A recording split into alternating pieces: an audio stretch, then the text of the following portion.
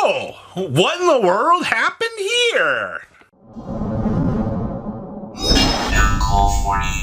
Now make sure you guys smash the living crap out of that subscribe button so you guys don't miss out on number 99, Utopic Dragon? Huh? What are you doing here, buddy? So remember, this thing actually requires 3 level 10 monsters to make it. Yeah, right. We can also exceed some of this by discarding a rank up spell card and using a Utopia monster you control as exceed material. I mean, okay. And of course, obviously, transfer the materials. Once per turn, you target a number monster in your graveyard. Special summon in defense mode. Its effects are negated. That stinks. And then once per turn during another player's turn, a monster effect is activated that targets this face-up card. Detach a material from this card and negate the deactivation if you do destroy this card. There's like under 30 listings on this card.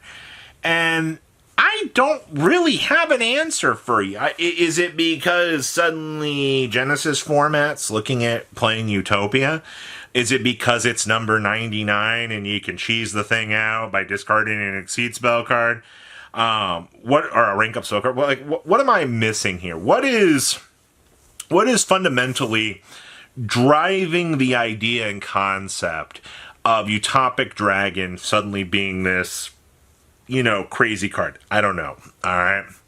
I'm here to report and tell you, for some reason, number 99 is going up in price. I don't know. I can't really expect anything crazy. I mean, there could be a tie-in to the possibility of future premium pack design space cards.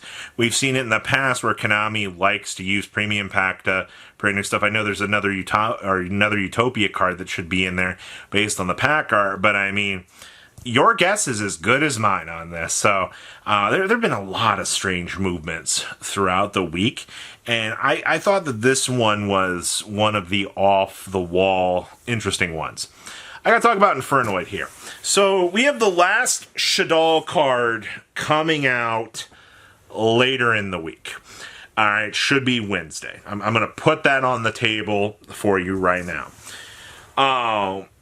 The last card that we are missing could be a fusion monster. Dare I say, of Infernoid and Shaddoll. It would make sense that Konami would want to try to maybe specifically mention Infernoid and a fusion monster within the Shaddoll archetype to kind of bridge them together. I'm not saying that that's the case. It also could just be a spell card that mentions Infernoid.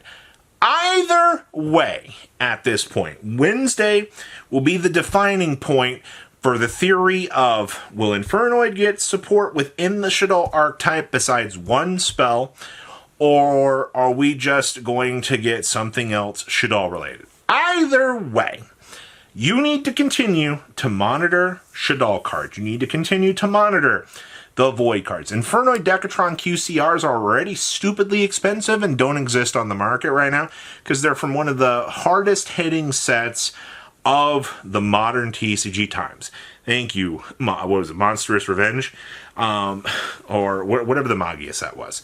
That set is so stupid within its design space of what has popped off within the market in the last couple of years. It is actually freaking crazy to think about here. So what I'm going to continue to tell you is keep an eye on these cards. I don't know what the last card's going to be, but they usually try to save the best for last, and giving Shaddoll another card is a little bit worrying for what they can do. Now, I gotta talk about Valkyrie. Now, I don't know if you guys pay any attention to anything related to the Valkyrie cards in general. Even like the Mischief of the Time Goddess and all of this stuff. It has been a pipe dream since its inception of coming out that someday the, very, very, very awesome Valkyries, Brunhild, all of these cards, we have all had this illusion that someday these cards will be good. Well, they continue to dwindle down in price each and every day. Honestly, it's kind of interesting to me when you look at the space for the Valkyries in general.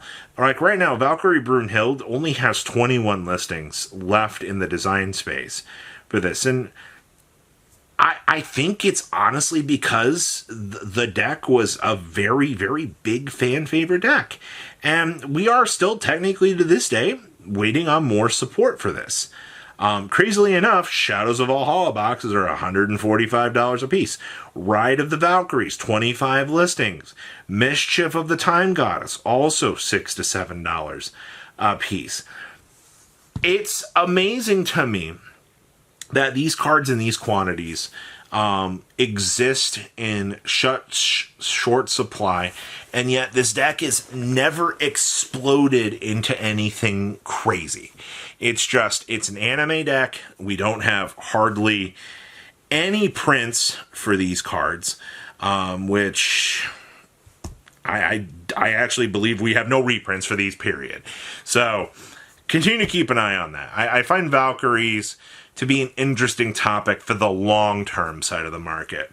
Spell Ruler boxes, finally hitting $75 a box. So for most of the reprint sets lives, you have Spell Ruler, Pharaoh's Servant, Metal Raiders, and LOB. For most of those sets lives, LOB was the special one. LOB shot up to, I think, $175, $200 a box at one point. They kind of bounced back down to like $140. And they have cruise control. That's fine. Metal Raiders kind of has done a little bit. Pharaoh's Servant and Spell Ruler sat in the corner and did nothing for years.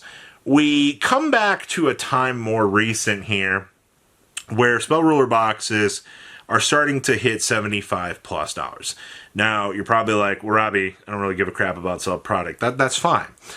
But this is the slow gains that we talk about within the market. This is those 25-year-old sets are coming to fruition now. You know, this value that has been floating around for years is now coming to the top.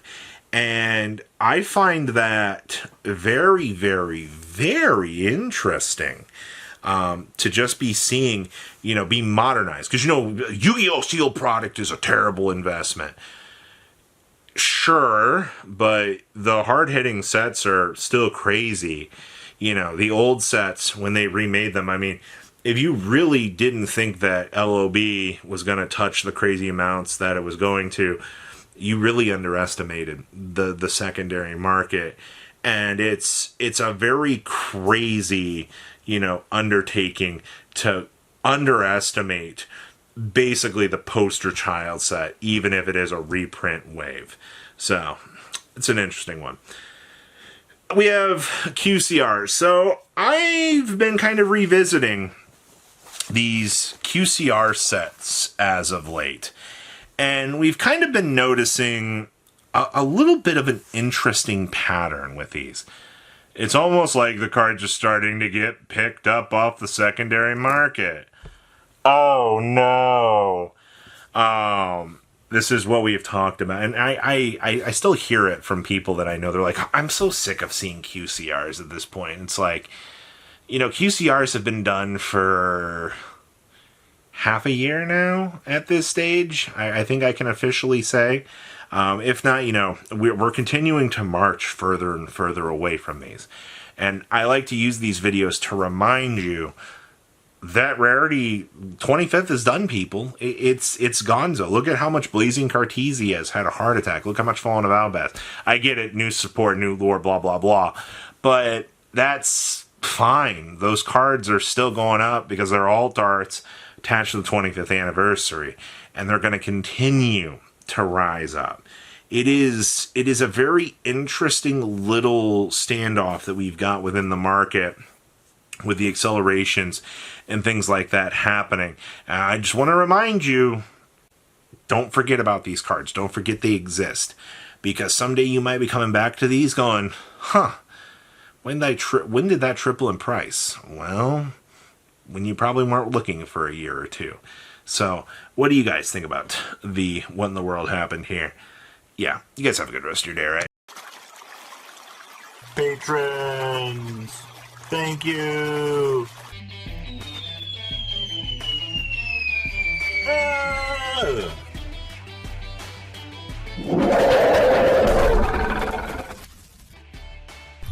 Thank you so much for watching. Check out these other videos.